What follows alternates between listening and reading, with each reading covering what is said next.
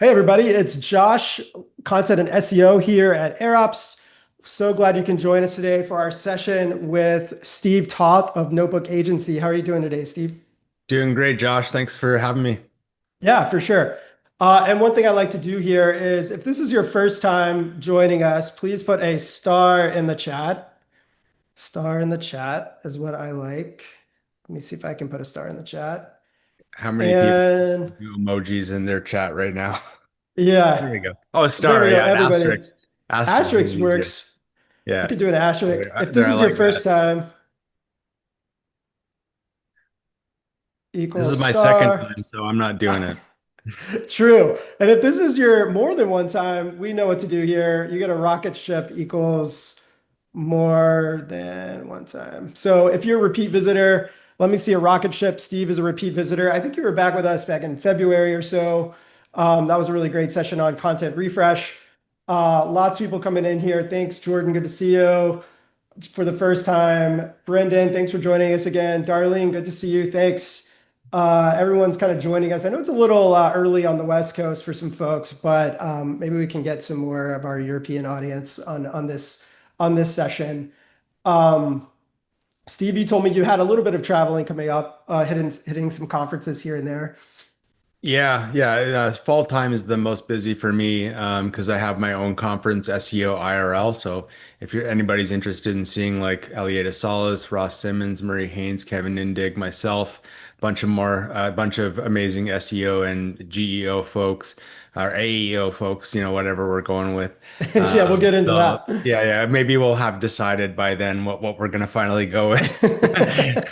I think I don't know if I have the domains, but anyway, that's happening in October, October 16th and 17th, and then I'm speaking at SaaS North just shortly after that, and then Chiang Mai, Thailand, speaking as well, which is an annual conference that I always go to. Oh, wow. Yeah, that's great. It's always good to travel and meet some other folks for sure. Well, speaking of AEO, we are talking about we're calling it now AEO, but also AI search as like kind of an all-encompassing type thing. And so one of the things that I know a lot of people have questions about what we're going to tackle today is your SEO strategy ready for AI search? What are some changes that we might need to make from that end? What are some things that we need to look out for? So that's what we're going to be talking about with Steve today. You probably already know Steve, but he is founder of, I'm going to start here because this is how I first found Steve, founder of the SEOnotebook.com, very actionable and tactical newsletter. Again, if you've never signed up for that, please go to it. And then most recently, he has started AInotebook.com as well, another great newsletter to really get on the tips and tricks. And then, of course, on the agency side, he has Notebook Agency. Steve was a great practitioner and leader at FreshBooks and then launched Notebook Agency. How many years ago was that now, Steve? Yeah, I mean, like the brand notebook agency is relatively new, but it's been going on for a long time, so 6 years now. Wow, that is really incredible. So, works with a lot of great companies and is always a great resource to have. So, thank you for joining us again today. And we'll be talking a little bit about, let me go to our agenda here so we can see what we're doing here.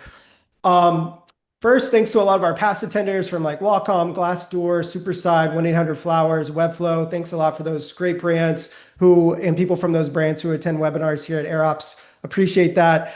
Today in our agenda, who appears in the LLMs? How do we reverse engineer the winners? Steve has a really great take about deep research. And then I've been getting a ton of questions about query fan out and like kind of what that means and how important that is. So we're also going to be talking about that. And then a truth alignment framework that Steve is rolling out with Notebook Agency that's really exciting to talk about. And then also we've kind of have a AirOps workflow idea that we're still kind of like workshopping and we've mapped that out that I think we're building on our end, and then eventually we'll be able to share with everyone. So we're happy to share that too. Yeah, Steve, go ahead. yeah, I was just gonna say I'm excited for that one. We were meeting about it earlier this week, and we're gonna have something really cool to share with you guys in AirOps, a workflow to, let's say, the great decoupling that we're seeing for a way you to get back some of that traffic with a different medium. So stay tuned for that. Yeah, that'll be great.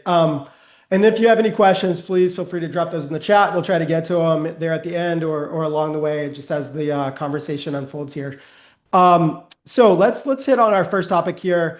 who appears in LLMs and who doesn't. We on our side we found this tweet from somebody at Vercel who says that ChatGPT is now referring 10% of their new signups. It's accelerated from 4.8% just a little while ago. Steve, we all know as far as the situation goes, users aren't really clicking on the blue links as much. Top of funnel is being, more like summarized, and you're not really getting traffic from there. But who are you seeing as like, what type of companies, what are they doing? How are they appearing in LLMs versus those who aren't? Yeah, I mean, what you're seeing with Vercel there is also echoed with Ahrefs. Ahrefs reported that 12% of signups are coming from 0.5% of traffic. So I think at this point, established brands definitely have a leg up.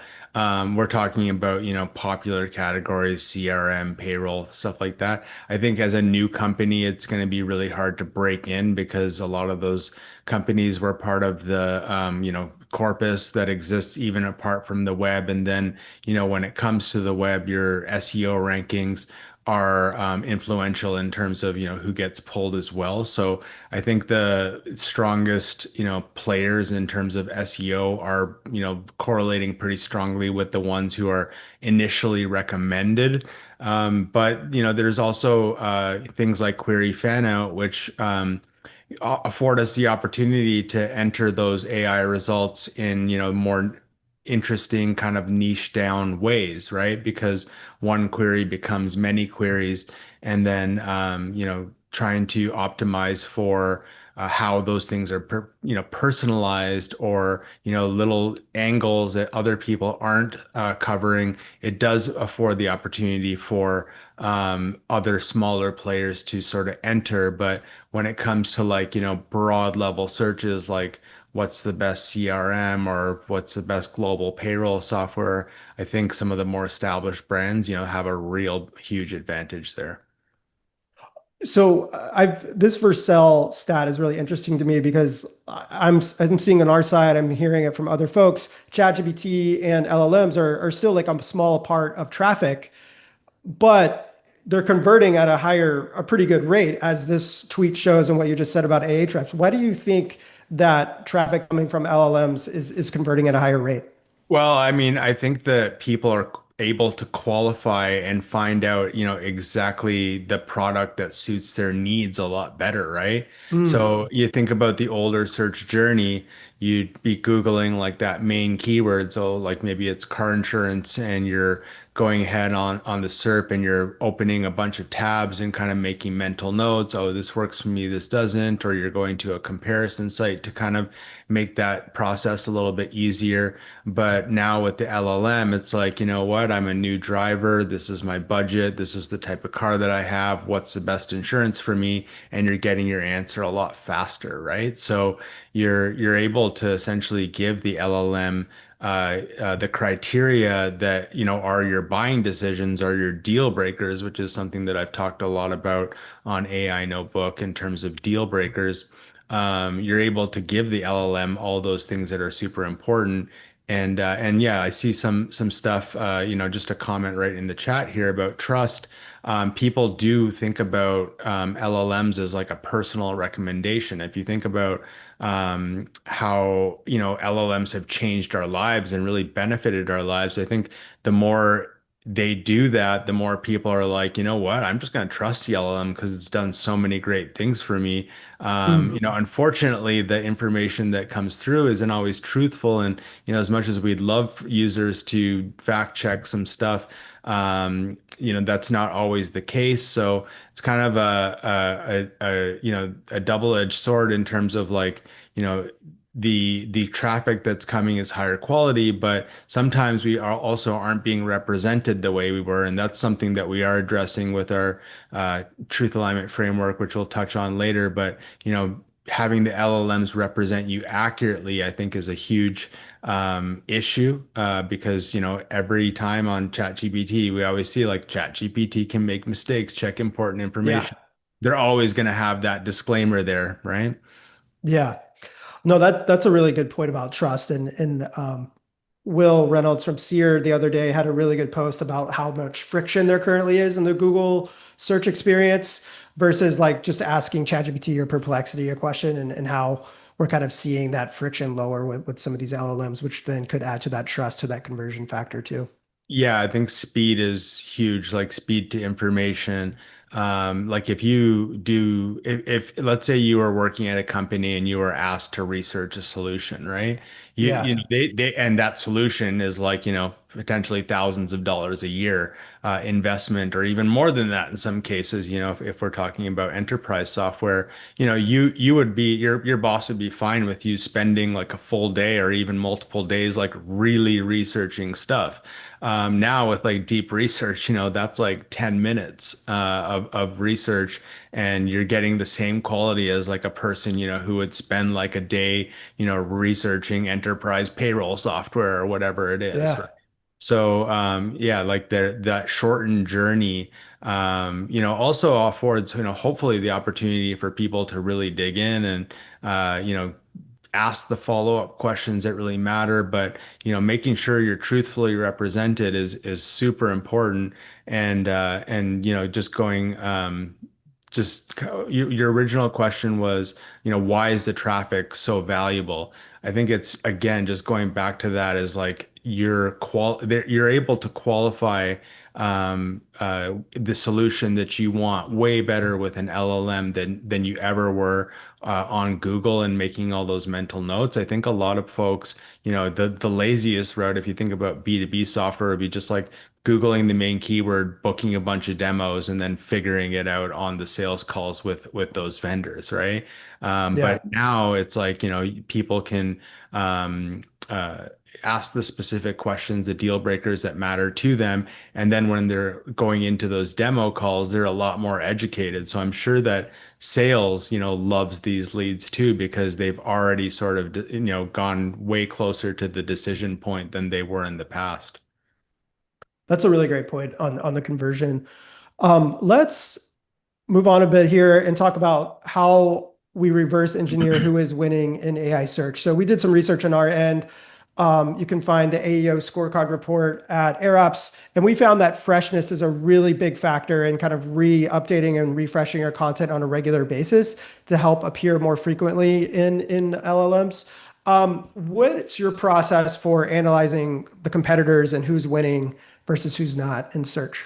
Yeah, so freshness actually very important, and there are, if you Google like leaked AI system prompts, there's a GitHub that has like a bunch of the leaked system prompts, and there's literally stuff about like recency, right? So Oh, awesome. the LLMs do prefer that more fresh, recent content. And I think, if you're doing like comparison pages, you should have a dynamic date in there saying like, best X software, July 2025 and stuff like that. Little tip for you guys.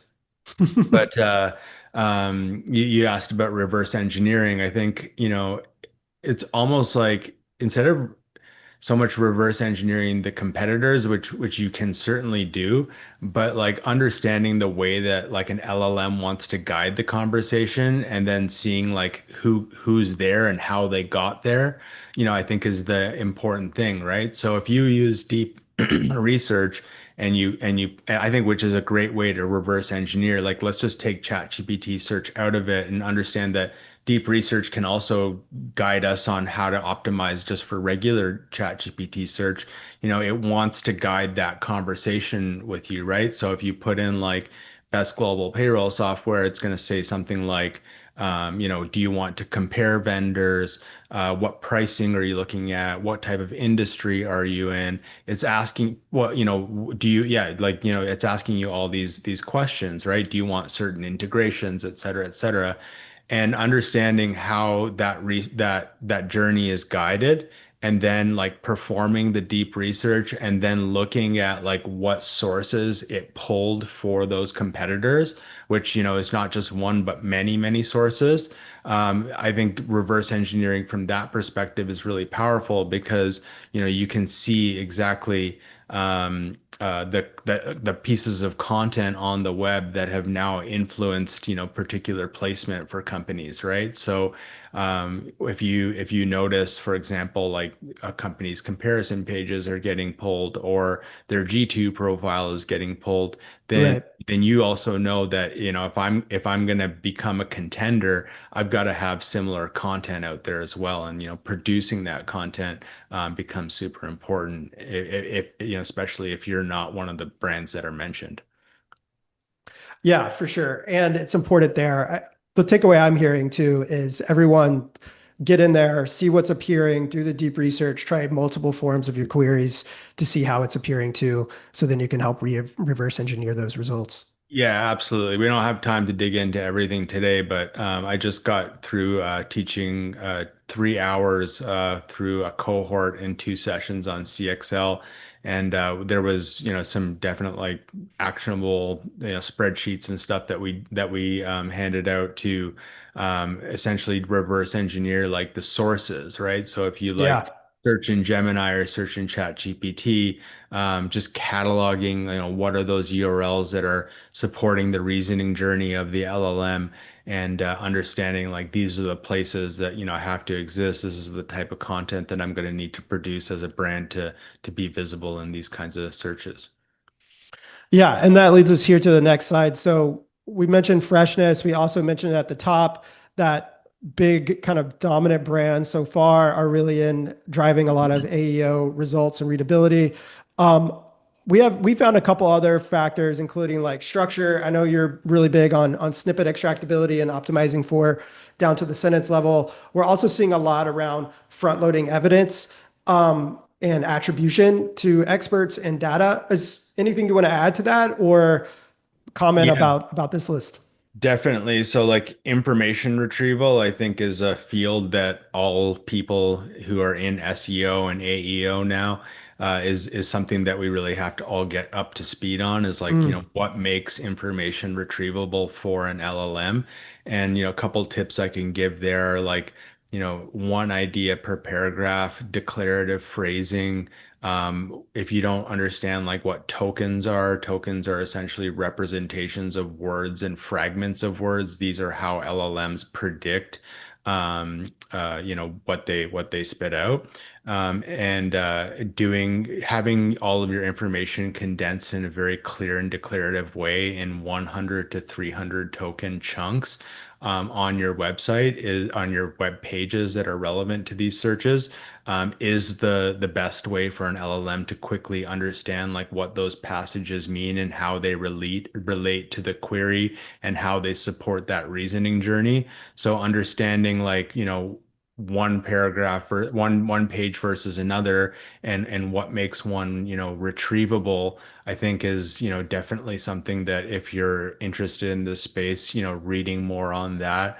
Dwayne Forrester there's an article that I really like by him that talks about information retrieval and how it's not crawled, indexed, ranked, it's chunked, retrieved, and synthesized now. mm, If you Google that, or maybe we can follow up with a link there. But Dwayne yeah. Forrester, chunk, retrieve, synthesize, I think is what you can Google to get more information on a really good article that will help you learn there. Yeah, he's done some really great work here recently. That I love that just takeaway of like study the information retrieval process.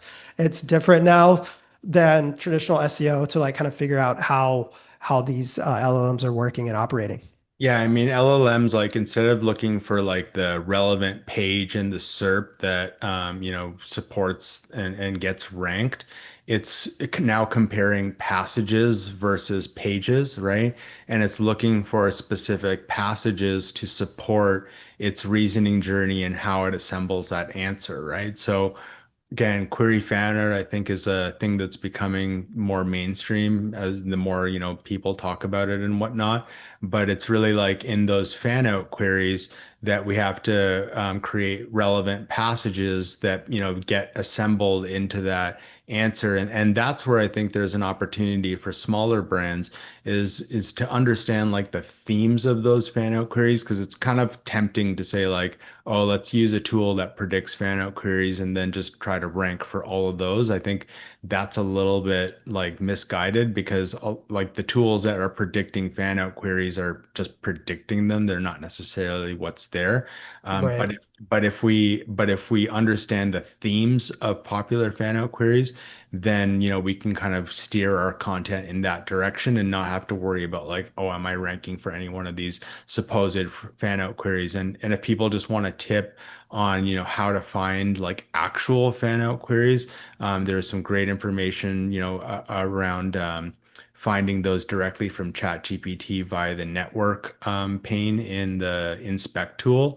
But I believe there's some Chrome extensions for that right now. But also, if you do deep research and then you look in the activity window, which is on the right-hand side of deep research, and then Control F searched for, it actually tells you what it's searching to assemble its answer. And if you use Perplexity, Perplexity also has like a tab called Steps, where it Mhm. says like these are the questions that we're asking, right? So if it's B2B SaaS, which is the thing, the niche that Notebook Agency focuses on, it's things like compare products, pricing, reviews. Like those are consistent themes with those fan out queries. When people are searching for a B2B SaaS product, and knowing that you're strong in all of those areas is going to get you more visible. Yeah, that we're going to be touching on a lot of those topics as we go along. If you want some more info too, um, and we're kind of touched on this a bit too, but just so people understand the difference, what are we seeing as like content that's different for LLMs versus content in maybe a Google search? Yeah, I think again, like supporting what those themes are of the fan out queries. Comparisons are a huge part of the strategy at Notebook Agency in terms of, giving LLMs specific content that they love, because a lot of those comparison pages, if you think about what a comparison page does, and compares one solution head to head, that's saving the LLM a lot of work from like going from one website to another and then trying to compare, right? So it Right. actually makes the process more efficient for LLMs, and I think is necessary content in 2025 from an LLM perspective. And AirOps can certainly help with generating comparison pages and having workflows for that kind of stuff, no doubt. And I personally have gone more niche with my comparison pages lately. So like instead of just like ClickUp versus Asana, we're doing like ClickUp versus Asana's time tracking feature for SEO agencies, right? So More going like specific. Yeah. way more specific with comparison pages. And then add on top of that July 2025, and you've got like a perfect article for LLMs that we wouldn't have even bothered creating in a regular traditional search world, right? So anybody who kind of like is like SEO and GEO or AEO are the same thing. It's like, well, you know what? In 2025, I'm literally creating pages that I would have never even thought of creating 2 years ago. I call that a different thing. Yeah. That's a really good point. Um, on that note, I wanted to mention some things that we have going on at AirOps as far as content refresh goes. We're having a lot of workflows that you can use to achieve some great results, like you see here from Descript, Lightspeed, and Webflow. You get an audit of your URLs, then you can find briefs that close that gap for AEO, and then we have precision workflows to help you create the content that will help you rank in SERP, but also appear in AEO and LLMs as well. Lots of great. I love this quote from Vivian at Webflow. She said, "Results that make you feel like a superhero." So if you want something similar, let us know here at AirOps. You can message us growth@airops.com. Just put AEO in the subject line and we will take care of you. So that's our content refresh package. We have 20 spots, so go ahead and grab one of those, get a scorecard, pinpoint which pages to do, and then your prioritized rollout plan for that. We also have that QR code there too. So take advantage of the AEO readiness package. And we have a lot more stuff rolling out around AEO as well. Steve, coming back here, you've mentioned deep research a few times, and this quote from one of your recent I think this was an SEO notebook. It was really kind of fascinating to me. Your take was, it's your strong opinion that deep research will replace their traditional SaaS journey, and that every AI search will look like a deep research result. What did you mean by that, and why do you think it's going in that direction? Yeah, for sure. So if you haven't used deep research, just quick TLDR is that, it spends like 10 minutes kind of doing hundreds of fan out queries and assembling like a really comprehensive report for you, right? So before it goes ahead and does that on ChatGPT anyway, not Gemini, kind of like Google already knows exactly what you want, but ChatGPT needs some cues. It'll go and spend 10 minutes compiling a result for you. That's in 2025 with the current compute power that we have. But I feel like in the future, when this stuff becomes even more efficient, that the level of quality that you get from a deep research result will be the level of quality you get from, a regular AI search result, couple years from now, or who knows when really. But I think the comprehensiveness of a deep research result is, absolutely amazing. And I think that the regular, just search GPT results are going to strive for that level of quality as these companies become more efficient at assembling these results. Yeah, I'm looking forward to that because the deep research is very helpful if you haven't used it. Like we talked about earlier, lots of information that you can find, just how they are pulling information and how you can appear there. Yeah, Um, you can use deep research for things like, find me all the linkable assets in my industry, or like, tell me what this company's SEO strategy is by visiting, their sitemap, or like there's deep research that you can do, not just for your, actual research and the products that you want to buy, but you can leverage deep research to do competitor research and stuff like that. So a little tip there as well. oh yeah, that's super helpful. We have been talking about query fan out quite a bit here. Why don't you give maybe a TLDR on what query fan out is, and then how it's kind of impacting LLMs and this brand visibility in LLMs? For sure. So, traditionally we're searching for one keyword, right? We're searching for, I'll use that example of car insurance again. With query fan out and AI search, what I think, happened was that when, these companies are tasked with assembling an AI result, that actually looking at one keyword and all the pages that ranked for those keywords, wasn't producing a very good AI result. And if you think about the trend of, sameness in the SERP, and, basically tools like Surfer and Phrase, like great tools, like got people ranked, but also the consequence of that was that we had, a SERP that looked very similar from page to Hmm. page, that if that's the only content that the LLM is drawing from, the diversity of the information in the AI result is somewhat limited. So instead of doing that, now query fan out searches multiple searches. So I think it's going to be personalized, right? So best car insurance for first time drivers of like economy cars or whatever it is, right? Like the level of personalization is there because of the user embedding that Google has on that person, or even ChatGPT, the chat history and what it knows about you. It wants to find like specific fan out queries that are going to deliver a more personalized result. There's also sort of variations that it does. There's basically different categories of fan out queries, and the LLM takes one query, stretches it out across multiple queries, then is looking on a passage level to see from the pages that rank for those queries, or in Google's case, they're actually using a totally separate index, their own proprietary, Right. like, personal thing that we don't have visibility into.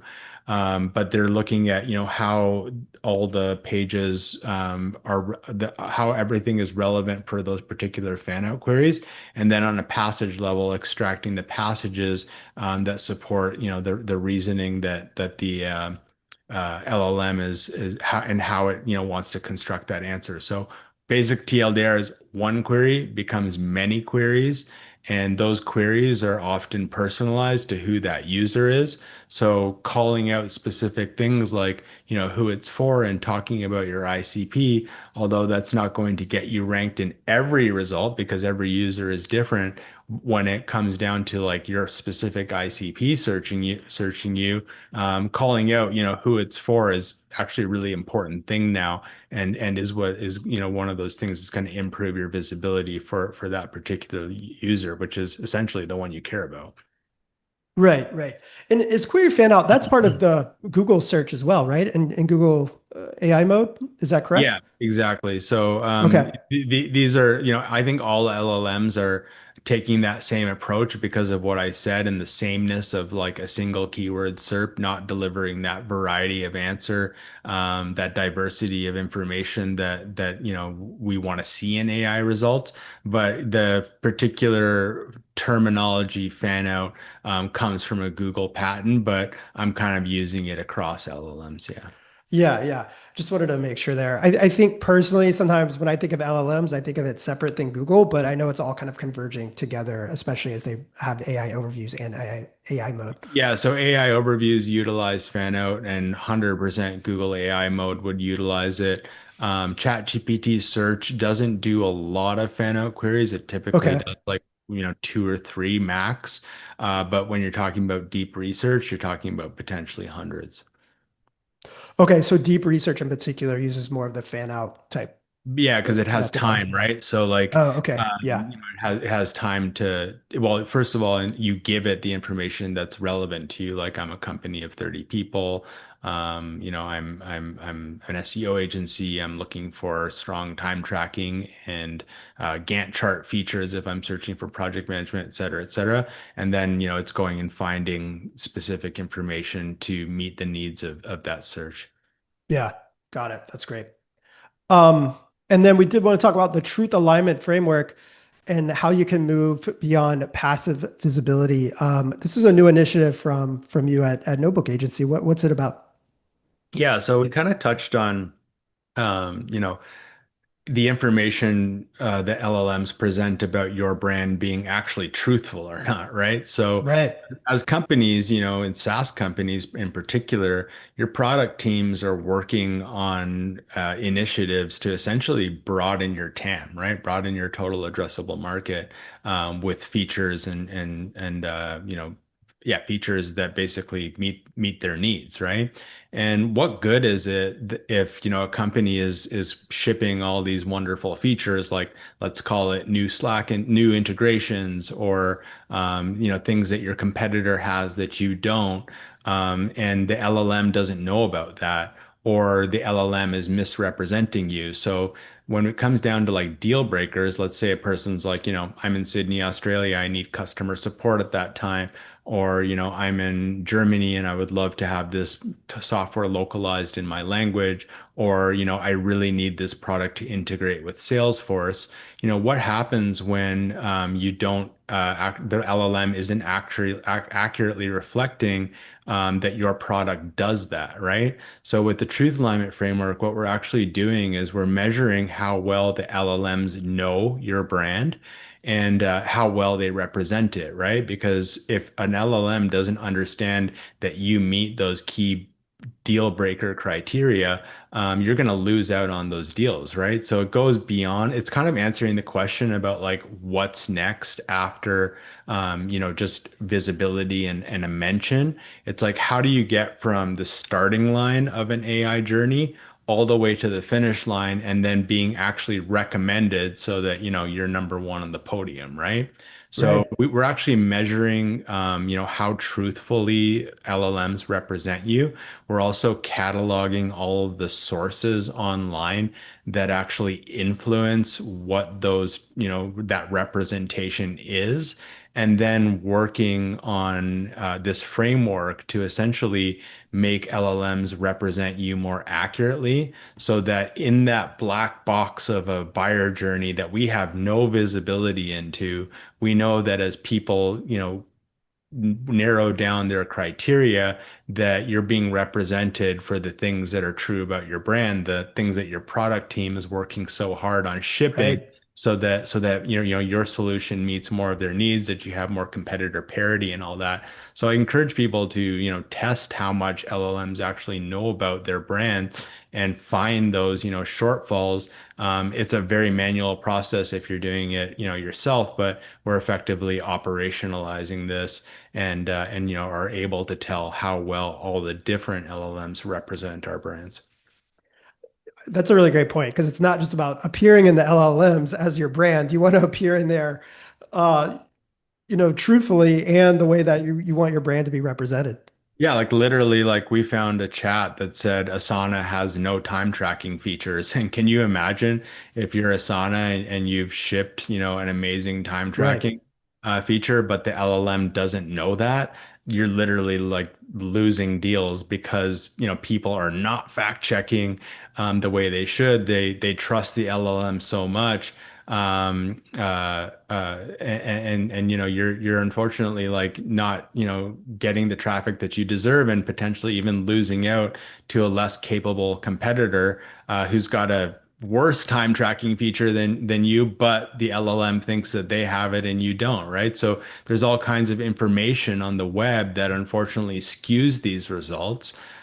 Sometimes, like for example, your product announcement might not be optimized for retrievability the way that some negative Reddit thread, might be being pulled, or, outdated information on your G2 profile, or maybe even some of your YouTube videos are misrepresenting your brand, and those transcripts, go into the visibility of, sorry, the understanding that an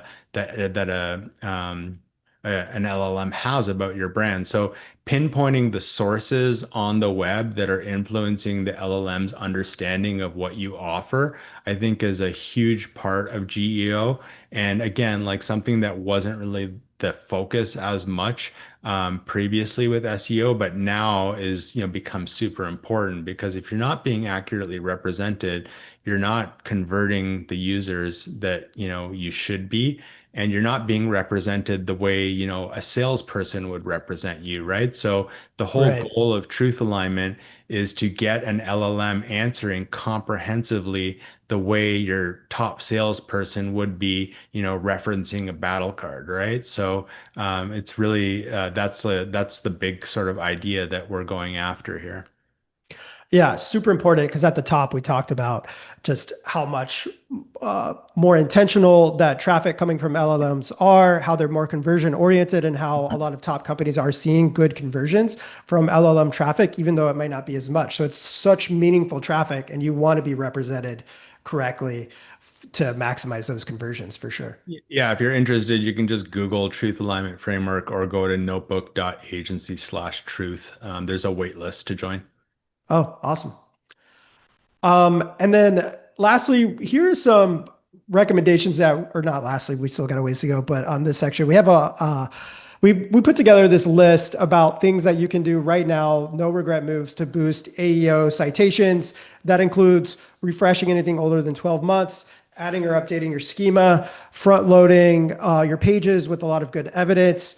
Going back to your earlier point, think about how your paragraphs are structured and 200, 300 word chunks and declarative sentences, and then using FAQs with that schema.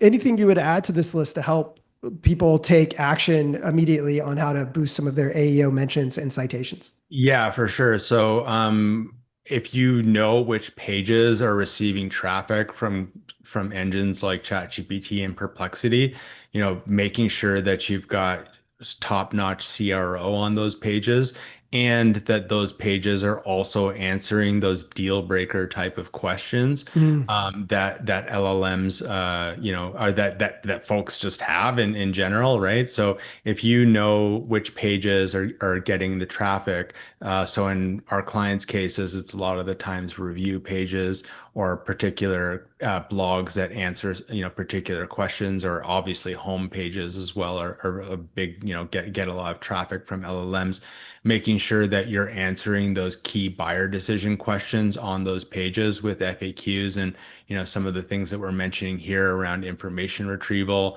nice succinct one idea per paragraph topics. Your point about citations and like backing up your evidence as well with sources and stuff like that is also highly important in terms of the trust that you'll get from LLMs. Understanding the type of content that's getting pulled, and I think if you're optimizing for AEO, you've got to really know how the searches look for your particular niche, right? So again, right. with deep research, right, it's going to ask you to like narrow down to, who the ICP is, what kind of pricing they're looking for.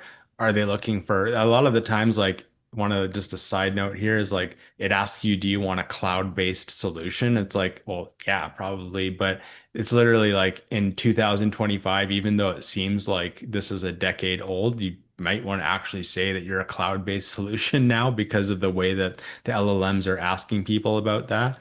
But you want to know how the results look, right? And if you're targeting different ICPs, I highly encourage people to do deep research and then do those like refinement criteria as per your different ICPs, right? So actually putting things in like, I'm a 200 person company as opposed to 1,000 person company, and then seeing how the results differ, I think is really important in terms of, how different people search your stuff.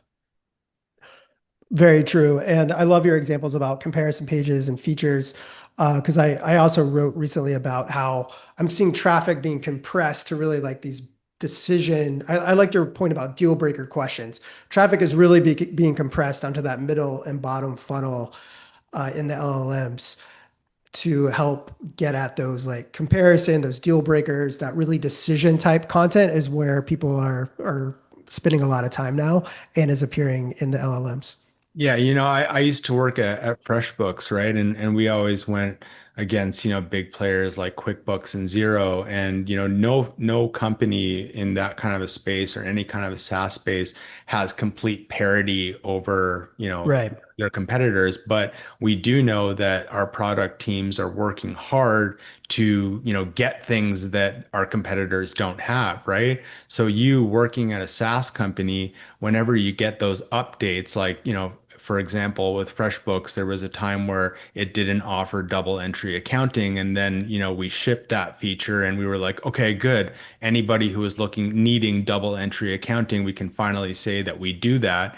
As your company ships those new features that, essentially broaden your TAM, that's your job now to like make sure that the LLMs understand that you do that, right? And Right. it is an uphill battle because your competitor who's had double entry accounting might have had that for years and has articles written on third-party websites, has reviews talking about how great their double entry accounting feature is, et cetera, et cetera. When you now have that feature, it's like, well, how do we make the LLMs understand that now we do offer double entry accounting, right? So with Yeah. uh, with the truth alignment framework, we're also like creating a GPT brain that is like rooted in the company truths that now are constantly being updated, and we're dynamically updating the content that we have on comparison pages with these new features, right? So we're really interrogating against the things that are true against your company. And so, like for example, if FreshBooks launched double entry accounting, we want to test to see how well the LLMs know that and actually correct the information that's misinforming people on the fact that you might not have that. And a little tip for you guys is that correcting that information and be like, oh wow, like that's a huge lift. Like really seriously, I'm going to have to like reach out and say, hey, I'm from FreshBooks and now we do offer double entry accounting. It can actually be much simpler than that. You can just reach out as a regular user and like submit a correction. Be like, you know what, I was on your page and it's actually not true what you're saying here. And you know, if you even talk to them about like, you know, that Google wants consensus, Google wants truthful information, a lot of those companies are very ready to update, you know, misinformation on Mm. their websites because it's a poor reflection on them. So you don't even have to say like, hey, I'm from FreshBooks or hey, I'm from my company and please, you know, do this. You can just reach out as a regular user and be like, you know what, this is actually not true. I'm a, you know, user or like I, you know for a fact that FreshBooks does offer double entry accounting and this is totally wrong. So I think you should change this. And we've done this for our clients and, you know, people are actually pretty receptive to, you know, not having misinformation on their websites and just changing that. Yeah, that's a really great point. Um, okay, now I wanted to get into our workflow idea as we're kind of here in the home stretch, make sure we cover this. So you had a really great idea that you brought to our team about how to improve some of your blog posts or pages with key questions and then turn those actually into videos. Yeah, for sure. So I think all of us have now seen these like crocodile graphs of the decoupling between impressions and clicks. And for years, you know, I'm just kind of giving the context of why we're doing this first before we get into the actual workflow. But you know, we wrote all these great, you know, Q&A style blogs that used to drive up tons of traffic. And now we're seeing that great content that we produced, you know, not producing any results. So how do we go, you know, how do we get some of that traffic back in 2025 when, you know, AI overviews are essentially answering those questions for our users? So the workflow that we came up with that, you know, was kind of my idea and tabled it to Josh and the team, and we're building out an amazing workflow in AirOps to essentially address this is we're looking at what your blogs are like for like question-based keywords. So we're using a regex that you know basically isolates the keywords that start with things like who, what, where, when, how, Right. etc. There's a longer list, and we're finding all the question-based keywords and the question-based blogs that have dropped in their traffic from Google Search Console. So we're looking at like you know 3 months period to 3 months last year and finding out like all these pages that have dropped. And guess what? There's a lot of them now. And we're extracting the content from those pages, and we're asking AI, you know, model of your choice, um, uh, let's turn this blog post into a YouTube script. So what we're finding is for a lot of these question and answers, YouTube videos are being more readily pulled. People, you know, are more engaged. People actually ask these types of questions on YouTube now more than they once did, and they can get pulled into AI results as well. So we're taking those blogs and automatically turning them into a YouTube script, which is a great use for Mm. AI. Like it can really, you know, structure a very, you know, awesome YouTube script from a blog. And then something that I've shipped on SEO Notebook in the past is a watch time analyzer that was actually based on a really great presentation that I saw at Chiang Mai SEO last year. And we're using principles of opening and closing loops. So essentially, you know, when you introduce at the beginning of a video, that you know you're going to learn about X, Y, and Z, and then you teach them about X, and before you wrap up and teach them about X, you're kind of opening the door to Y, and then you know when you wrap up Y, you're like, okay, now you're going to learn about Z.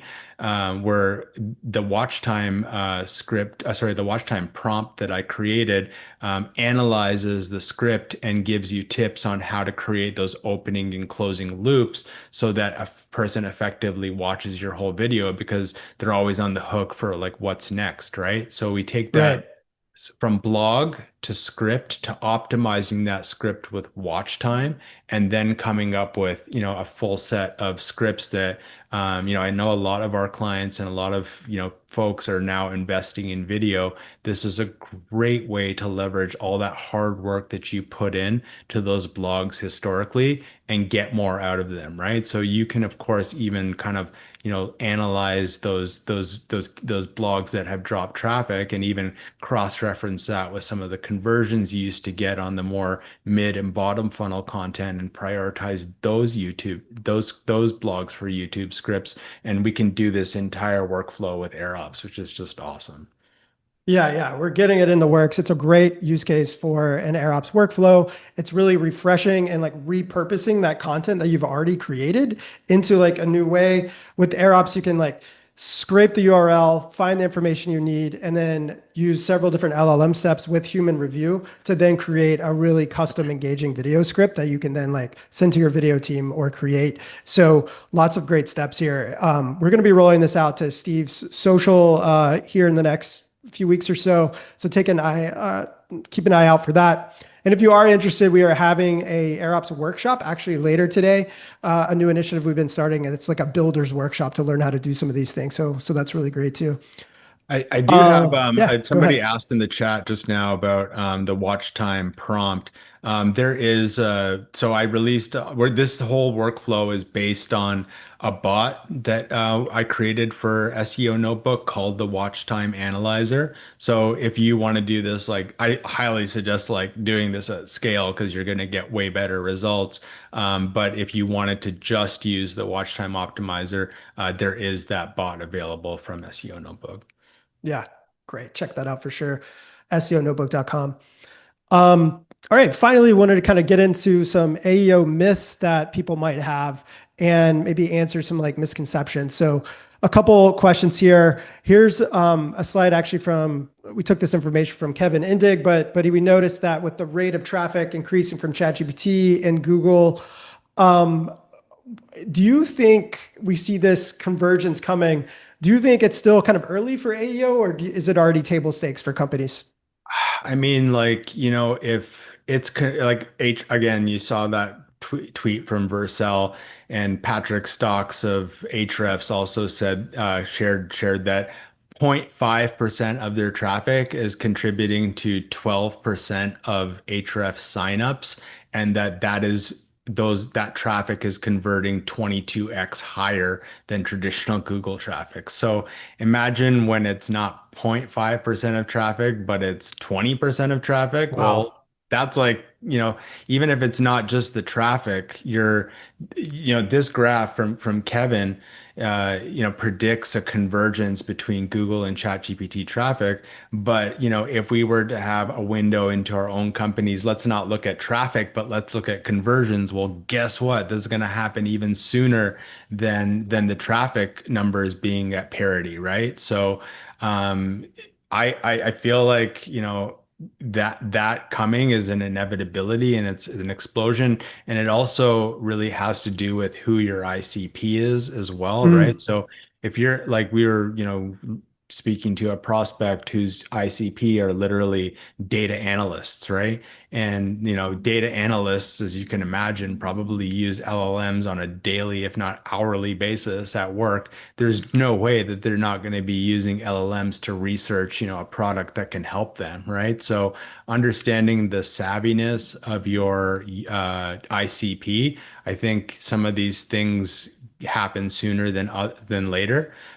So that's another thing to really keep in mind. But I mean, I think the expectation now at work, and this directly affects the B2B, is that people are leveraging LLMs at every turn. You look at some of the stuff that Toby from Shopify has released, where it's like, LLM 100% first. If you have to really right. think about these things that if people are being encouraged to leverage LLMs at every stage at their workflow, then guess what? If you're a B2B company and people are researching your product while they're working, I think that is going to be much faster than the convergence of AEO for something like, getting a kitchen renovation or getting, a new plumber for your house or whatever. So, yeah, I think, that this convergence is going to happen at different times for different niches, but understanding who your ICP is, I think that's when you can kind of predict when this happens for your own particular business or the company that you work at. Yeah, good point there to remember your industry and who your ICP is. Um, Thinking about some of these other questions here real quick. What's a big misconception around AI search that you see or have heard? Well, I mean, misconceptions that let's think about this for a second. Um, that it's impossible to win for a smaller brand. I think smaller brands have this opportunity with query fan out to really like understand, what their door is to get in these searches. I think another big misconception is that, once you're mentioned, wipe your hands and the job is done. I Mm. think that is a very rudimentary way at looking at AEO, in that what happens after you're mentioned. Are you, yeah, basic AEO gets you mentioned, but advanced AEO actually gets you recommended. And thinking Ooh, about love things that. like the truth alignment framework as a method of getting actually recommended, is where we're going with things. So I think that's a big misconception. And I just think that there's another misconception as well that some people have, which I want to say in fairness to the SEO community, is like SEO is not dead. SEO is a huge part in getting LLM visibility and all the rest of it. So just because we're saying that, GEO is now an emerging field does not mean that SEO is dead or that SEO skills aren't valuable, because it is the basis of understanding how to win in AEO. But my argument is that I'm literally doing things that are totally different than I was 2 years ago when I was more focused just on traditional search. So I think the misconception of saying, SEO is dead now is totally wrong, and we should not say that. But we have, it's always a nuanced explanation. So I'd say those three things are my top misconceptions. Those are really good takeaways for sure.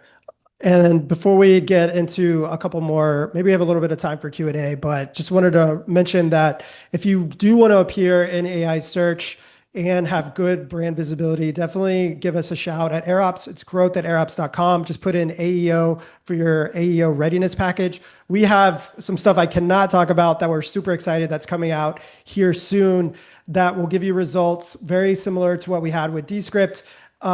Sung said, it blew me away. Haven't seen such clear, measurable traffic uplift with minimal friction since maybe the early 2010s. That's after using AirOps across Descript for their refresh. We have some new AEO initiatives coming to help improve your brand visibility that we're super excited about and that you will hear a lot more in the next month or so. But you can get your plan, pinpoint which pages you need assistance with, and to refresh, get some tailored refresh briefs and workflows, and also get some steps and tips and some new tools to help increase your brand visibility. Feel free to drop us a message at, you can do team@airops.com or growth@airops.com with AEO in the subject line. Yeah, I love the way you guys are innovating. You're so on top of this stuff. Thank you so much. Yes. So give us a shout. Love to hear about you, and you can have your AEO readiness package. All right. Maybe a couple of questions here, real fast. Um, Someone asked about setting up monitoring for LLM crawlers. I don't know a lot about that topic. Do you have any thoughts about LLMs, text or crawlers for that? LLMs TXT seems very minimally important right now. I think until the ChatGPT says, "Hey, we're going to use this," I wouldn't spend too much time on it until it's like actually being used. I think there was also some analysis about very small number of sites actually using this. But what was your other question? Sorry, beyond that. It was a question about monitoring for GTM, I Oh, believe. right. Yeah, yeah. So, monitoring. I think that we're still in a very early infancy of this stuff, and there's a lot of tools emerging right now. So I'm not gonna like get behind one right now because I honestly feel like it's so early, and the approach that we're taking is also much different. So yeah, just that's what I gotta say on that Yeah. one. I like this question. Is there any evidence that duplicated content performs poorly in LLM generated results, like repurposing the same content from, say, like a blog post or a social post or something like that? Honestly, like I feel like there's so many misconceptions around duplicate content. I don't think that Google, like if you're duplicating like, a, a table on a comparison page from page to page, like the only time Google cares about or even I don't think LLMs care much at all, but the only time that Google cares about duplicate content is when you steal it from a competitor. If you have pages that are like, similar on your site from site to site, like page to page. Obviously, you don't want to like, be careless, but you're not going to report yourself, right? So if you, for example, I think there was a question that came up about the comparison pages. If you've got, ClickUp versus Asana time tracking for SEO agencies, and then you have another article on just ClickUp for Asana, well, it's all about supporting the reasoning journey. And the more specifically your passages can speak to the way that that stuff is customized, the better you're going to fare in LLM. So we had that similar contention in the CXL course, and I just encourage people to be more on the aggressive side of things when it comes to winning in SEO and actually testing things to see if they work, rather than being like uber cautious at every turn. Yeah, that's a great note to end on. Really appreciate it. I'm going to hang around a few more minutes if people have some questions, but Steve, wanted to thank you for your time today. Yeah, for sure. Really appreciate it. Always a pleasure. Can't wait to share that workflow with you guys. So if you're not on AI Notebook, which I know like is the sort of focus here with AEO, it's ainotebook.com, and I'll share that workflow there too. But also if you just follow me on LinkedIn, I'm sure you'll catch it as well. Yes, all of those resources are very, somebody put tactionable. I like that. Tactics and actionable in his newsletter. I'm going to hang around if anybody wants to for a little bit to answer some of these questions. But Steve, thanks so much for your time. Yeah, thanks guys. I do have to run because I have a call right now, but really appreciate this, and yeah, hope we can do it again soon. Yeah, thanks again. See you All right, soon. take care. Bye. If anybody wants to hang around a bit, I can answer some of your questions. First off, talking about like how do you monitor for LLM brand visibility? I would really encourage you to email us at growth@airops.com with AEO in the subject line. We are rolling out some new initiatives soon, and we can give you a sneak peek about some workflows and ideas to help you along with that. Another question somebody had is, what are some metrics to look at? Definitely brand visibility, how often you are appearing in the LLM mentions. That's a really good one. Sentiment score is also another good metric to look at to help you understand that and how well your brand is doing. Also, someone asked about topics and what that looks like as far as search queries go. Um, yeah, I mean, I would definitely encourage you to focus more on a little bit longer tail, but also as we chatted about the query fan out as far as the topic clusters go is really important to think about for your brand. So it's not as much about like best CRM software. It is more of like a longer query type size and question for that. So that's what I'm seeing on my end and some of our client results too. Um, let's see. Any other questions that we got? All right. Thank you so much for joining us. There is a lot changing in the space. Feel free to tag us and email us at growth@airops.com with AEO in the subject line, and we can answer some of your questions there. In a couple of weeks, or actually next week, we're having another chat with G from Hypergrowth Partners about the changing landscape about AI and how that's affecting the C-suite. So be sure and tell your leaders about that. And I'll be sending out some more information around that. You will get a recap of this session. You will get a recording of the session. And then in a week or two, you will get the Steve Toth AirOps workflow to turn your scripts into the optimizer. So very excited about that. And oh yeah, here, feel free to find us on social and Steve on social. I forgot to say that earlier. All right. Thanks, everyone. Thanks for the extra few minutes here. feel free to reach out to me or our team at AirOps if you have any other questions. Growth@airops.com with AEO in the subject line. Thanks.